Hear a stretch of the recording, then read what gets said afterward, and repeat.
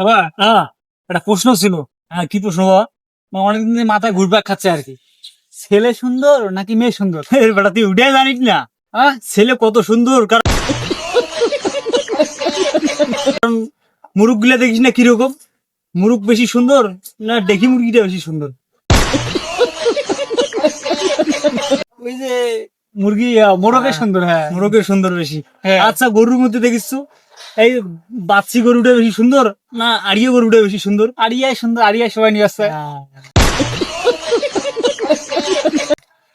আবার বাঘের মধ্যে দেখিস বাগানি বেশি সুন্দর না বাঘ সুন্দর। বাঘ সুন্দর বেশি? ওই বাঘের মধ্যে যেটা ছেলেটা তো চোকরা বকরা থাকে, হ্যাঁ। বাঘিনী যেটা কেউ দেখেই না। দেখে না।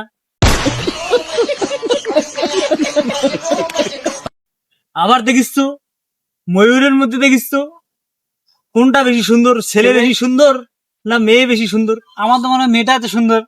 কেন করিয়া ওই যেটা হয় যে সুন্দর দেখিস ওইটাই হয়েছে পুরুষ, আর যেটা ওই যে মহিলা ওটা হচ্ছে হাঁসের মতো হয়, থোবড়া নাকি থাকে,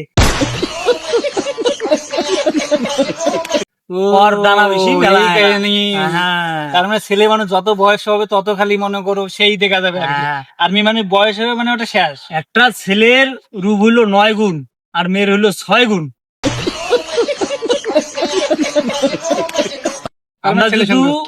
আমরা যদি মেয়ের রূপ ধারণ করি তাইলে মেয়েদের খাওয়া থাকবে না। খাওয়া থাকবে না আর মানুষ ফলো করবে না।